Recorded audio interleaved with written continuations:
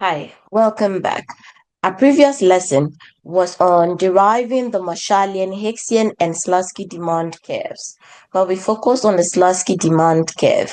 Today we'll be comparing all three curves. What we've seen so far is that when the price of good X increases, the consumer becomes worse off, moving them from an equilibrium point E1 to a lower indifference curve and then a new equilibrium point E2.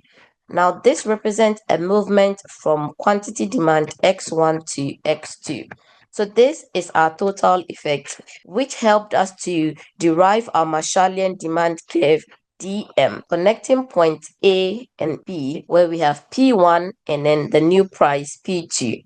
Now, when we look at our Hicksian demand curve DH, the difference between X1 and XH is the substitution effect, which helped us to draw a Hicksian demand curve by connecting point A and C. Then we drew a Slutsky demand curve by looking at the difference between X1 and X star, which is also substitution effect using the Slutsky method, and connecting point A to point D gave us the Slutsky demand curve. There are a few things to note about these three curves. The first thing to note is that the Marshallian demand curve is the ordinary demand curve that we know.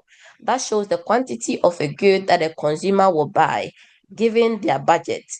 But the Hicksian demand curve is a compensated demand curve that shows the quantity of a good a consumer will buy to achieve a fixed level of utility after a price change. And then the Slutsky demand curve is also a compensated demand curve, but it shows the quantity of a good a consumer will buy if they were given enough income to afford their original bundle after a price change. The second thing to note here is that the Marshallian demand curve embodies both the income and the substitution effect. But the Hicksian demand and the Slutsky demand curve, they exhibit only the substitution effect. This is due to the fact that the consumer is compensated for the Hicksian and the Slutsky demand curves. So the income effect in this case is 0. So the only thing that is going to account for the change in the demand is going to be the substitution effect, because the consumer is compensated with enough income so that the income effect is nullified. The third thing to note about these three curves is that for a normal good, the Marshallian demand curve is flatter, hence more elastic than the Hicksian and Slutsky demand curves. If we come back to our graph, we see this vividly, that we have D being the Marshallian demand curve being flatter than the Hicksian and the Slutsky demand curve.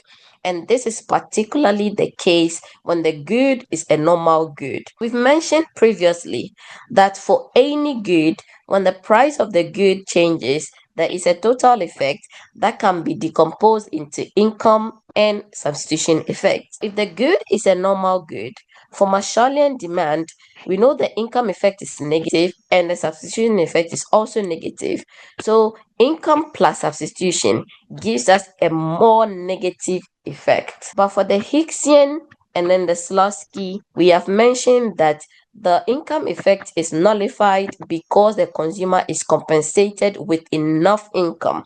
But then the substitution effect is still negative, which is going to lead to a decrease in the quantity demand after the price increase. So because the only effect at play here is a substitution effect, the Hicksian and the Slutsky demand curve will be steeper than the Marshallian, hence less elastic. Every time a price increases, the Marshallian demand is going to have a more decrease in the quantity demand as compared to the Slutsky and the Hicksian. This is because the Marshallian embodies both the substitution and the income effect, and if the good is a normal good, both are negative, so they reinforce each other. And for the Hicksian, the only effect at play here is the substitution effect. This is all that we have on our lesson on comparing the Marshallian, Hicksian, and Slutsky demand curves. Our next lesson will be on compensating and equivalent variations.